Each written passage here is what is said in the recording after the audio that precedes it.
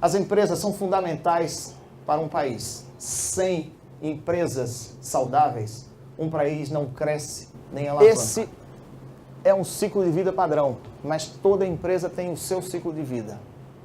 Toda empresa apresenta ciclos de vida diferentes de acordo com o mercado e de acordo com a sua natureza. E mais ainda, existem empresas que conseguem ou reverter a fase do declínio, ou a partir da fase da maturidade, encontrar outros ciclos de crescimento.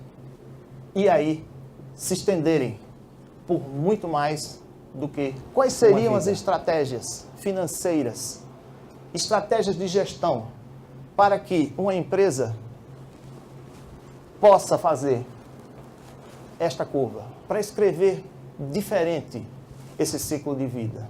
Que precauções tomar? O que olhar eu como gestor? O que eu devo atacar primeiro? O que é que eu devo entender? Que tipo de informação eu tenho que entender para poder fazer para vocês que a liquidez, em muitos casos, ou na grande maioria dos casos, é mais importante do que o lucro. Alguns empresários olham para o lucro e esquecem da liquidez e entram em dificuldade. As empresas precisam encontrar um nível ideal de liquidez. Nem muito alto, nem muito baixo. Ou seja, o nível ótimo.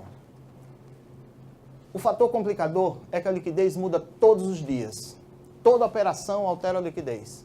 Toda conta que você recebe, todo pagamento que você faz, altera a sua liquidez. O capital que circula e que é medido pela liquidez é volátil, é dinâmico. Ele é extremamente perigoso. O fluxo de caixa é um controle simples, fácil, que eu diria que é um controle extremamente rentável.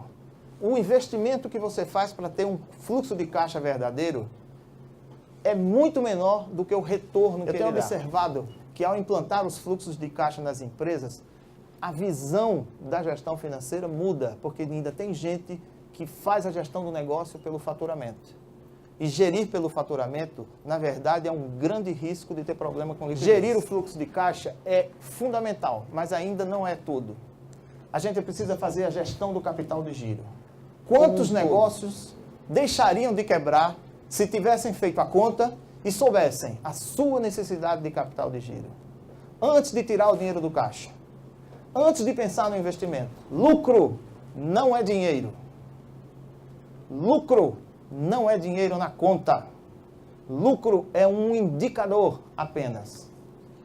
O lucro mede a eficiência econômica da empresa. Ele não mede a saúde financeira. O lucro é composto, todo lucro, todo, seja ele de hospital, de indústria, de comércio, ele é composto por duas variáveis. Ele é formado por duas coisas. Margem. Então, empresas rápidas lucram mais do que empresas lentas. Sem dúvida nenhuma. Porque empresas rápidas têm mais giro. E com mais giro, você consegue repetir a margem mais vezes. E repetindo a margem mais vezes, você vai ter mais um lucro. Começa no preço. E se você não tiver um preço que cubra toda a sua estrutura, você certamente terá preciso identificar as margens de contribuição. A primeira coisa para otimizar o lucro de uma empresa é saber quanto cada produto gera de margem de contribuição. A sua margem de contribuição. E se você souber a sua estrutura de gastos fixos, você sabe qual o ponto que a sua empresa está dando lucro. A partir de quanto, ou a partir de quanto tempo, ou a partir de quantas unidades de venda você pode ter uma política de planejamento e controle. E ferramenta para isso. Normalmente, sobre o lucro, a gente fala assim, não, eu tive lucro. Você está falando sobre o passado. Ótimo se você teve lucro.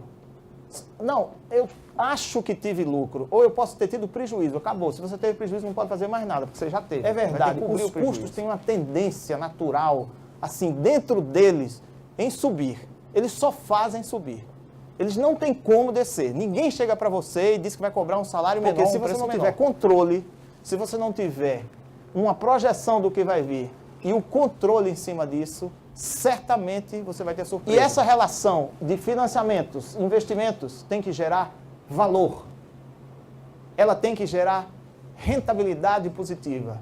O custo que você tem de todo o seu capital tem que ser menor do que a rentabilidade que você tem sobre todos os seus ativos. Existem empresas que têm lucro e não geram riqueza. Existem empresas que têm saúde financeira, têm liquidez e não geram balanço. Riqueza. É uma das coisas mais importantes num negócio e mais negligenciadas. A gente não olha o balanço, nem sabe ler, não quer nem saber. Pede uns balanços assim, faz de qualquer maneira. E aí perde a noção. O capital próprio é mais caro do que o capital de terceiro. Por uma razão simples. O capital de terceiro quase não tem risco e você tem todo o risco do mundo. Quem paga as contas é você. Quando o negócio quebrar, quem vai pagar todos os credores e ficar lá com a conta pendurada é você, e não o banco. O banco entra no negócio como parceiro. Se o banco lhe vende o dinheiro, pega o dinheiro dele e bota no seu negócio a 1,2, você vai botar a menos do que isso? O pior capital de terceiro que tem é o capital para a linha de capital de giro. É o mais caro e é o capital que você deveria ter e não tem. Por isso que o banco faz essa gracinha com você. Você que deveria ter aquele capital, aí você não tem. Aí ele te cobra bem caro por isso, porque é um capital de risco e também de curto prazo. Qual é o melhor capital de terceiros? É aquele que você pega para crescer. Não aquele que você pega para pagar a conta do dinheiro que você devia ter e não teve no dia. Isso é que é o capital de giro. Quando você pega capital de giro, você está pegando o dinheiro no terceiro para pagar a sua conta que você deveria ter o dinheiro e não tem.